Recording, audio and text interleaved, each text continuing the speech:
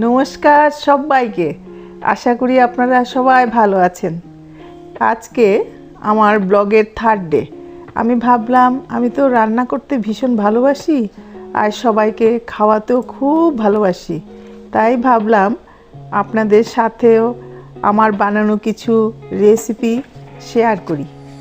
বর্তমানে কিছুদিন হলো আমি বেঙ্গালুরুতে আছি। এখানে তো কলকাতার মতো অত ভ্যারাইটি মাছ পাওয়া যায় না, তবুও এখানে একটা কোম্পানি আছে লিসিয়াস বলে। এর দাম কিছুটা বেশি হলেও মাছ, মাংস, ডিম দরজায় এসে ডেলিভারি দিয়ে যায়। আমার অনুভবে এখন অবধি সব জিনিস ভালোই পেয়েছি। তাই আমি আজকের ব্লগে শেয়ার করছি আমার হাতে বানানো কিছু ঘরোয়া রেসিপি। প্রথমে করছি আলু, বেগুন, পেঁয়াজ দিয়ে মাছের ডিম ভাজা। ঘরের সবারই এটা খুব পছন্দ ও বানাতে খুবই সিম্পল। প্রথমে আমি আলুগুলো ছোট ছোট করে কেটে একটু জলের মধ্যে ভাপিয়ে নিয়েছি। তারপর তেলের মধ্যে কালো জিরে ফোড়ন দিয়ে তারপর আলুগুলোকে একটু ফ্রাই করেছি। আলুগুলো যখন মোটামুটি ভাজা হয়ে গেছে, তারপর মাঝখানে তেলের মধ্যে পেঁয়াজ কুচি, কাঁচা লঙ্কা এগুলি একটু ভাজা ভাজা হয়ে গেলে তারপর সমস্ত মাছের ডিমগুলো দিয়ে একটু নাড়াচাড়া করে ডিমগুলো যখন ঝরঝরা হয়ে গেছে, ভাজা ভাজা বা ফ্রাই হয়ে গেছে, তখন তার মধ্যে নেড়ে চেড়ে আলুগুলো ডিমগুলো সহ আবার উল্টে পাল্টে এগুলোকে আর একটু ঝরঝরা করে নিয়েছি। এবার আমি আলু পেঁয়াজের সাথে ডিমের সাথে একটু টুকরো টুকরো করে কাটা বেগুন দিয়ে দিলাম। এটা অপশনাল, যারা ভালোবাসে তারা বেগুন দিতেও পারে, নাও দিতে পারে, কিন্তু আমি এগুলিকে সবগুলোকে নাড়াচাড়া করে একটু মোটামুটি ভাজা হয়ে গেলে একটু ঢেকে রাখবো, তারপর সেদ্ধ হয়ে যাবে, তারপর নাড়াচাড়া করে নামিয়ে ফেলবো। এই দেখুন আমার রেসিপি রেডি। গরম গরম ভাত দিয়ে খাওয়া খুবই সুস্বাদু। তারপর আমি বানাবো কাতলা মাছের ঝোল, পাতলা ঝোল।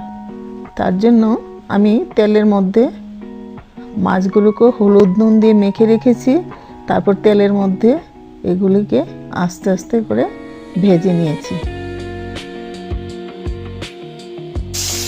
দেখুন মাছগুলো খুব সুন্দর ভাজা হচ্ছে, দেখতেও খুব ফ্রেশ মনে হচ্ছে। এবারে তেলের মধ্যে যে মাছগুলো ভাজা হচ্ছে, এই মাছগুলো তুলে নিয়ে এই মাছের তেলের মধ্যে কালো জিরে, আস্ত জিরে ফোড়ন দিয়ে এখন আলুগুলোকে তেলের মধ্যে ভেজে নিচ্ছি।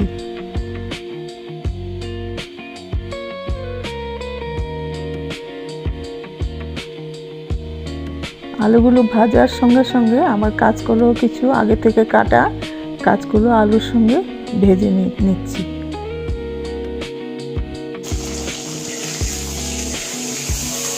কাঁচকলা আলুগুলো ভাজা ভাজা হয়ে গেছে। তারপর আমি আমার মতো করে 4টা কাঁচা লঙ্কা দিয়ে দিয়েছি। আপনারা যে যার মতো করে একটু ঝাল ঝাল করতে পারেন, কুচি কুচি করে কেটে আরও বেশি করে দিতে পারেন।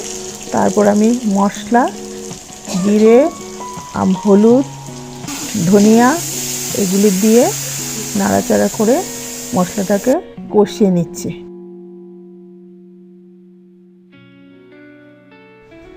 একটু হাই ফ্লেমে দিয়ে যখন মশলাটা কষা কষা হয়ে যাবে তখন বুঝতে পারবেন তেল ছাড়ছে, তার মানে মশলাটা ভাজা ভাজা হয়েই গেছে।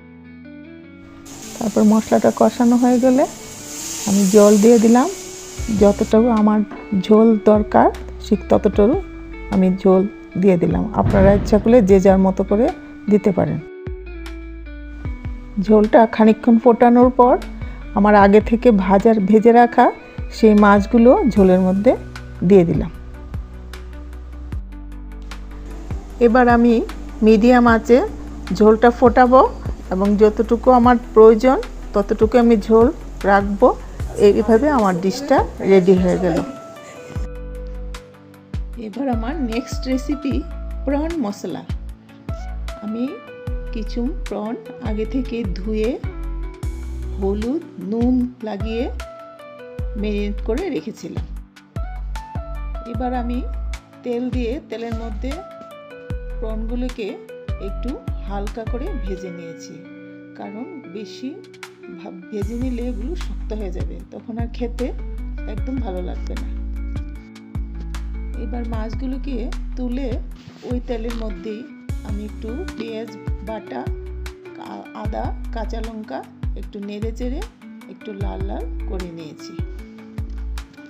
যখন পেঁয়াজটা একটু ভাজা ভাজা হয়ে এসেছে, তার মধ্যে আমি টমেটো পিউরি দিয়ে নেড়ে চেড়ে খানিকক্ষণ নেড়ে চেড়ে তার মধ্যে হলুদ, জিরে, একটু গুঁড়ো লঙ্কা দিয়ে নেড়ে চেড়ে মশলাটাকে ভালো করে কষিয়ে নিয়েছি।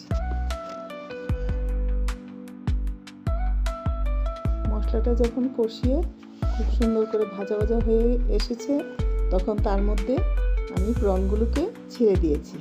তারপর প্রন সহ মশলাটা নেড়ে চেড়ে যখন লো ফ্লেমে সুন্দর করে কষিয়ে লো ফ্লেমে রেখে দিয়েছি।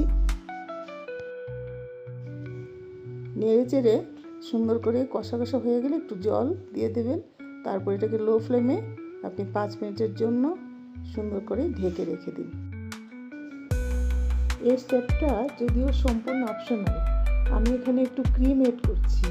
ক্রিম এড করলে টেক্সচারটা একটু ভালো হয়। ও হ্যাঁ, পেঁয়াজ ও টমেটো যখন কষছিলাম তখন আমি পরিমাণ মতো নুন এড করেছিলাম। এবার হাতের তালুতে একটু কসুরি মেথি নিয়ে 2 হাতে একটু পিষে এর মধ্যে ছড়িয়ে দিলাম।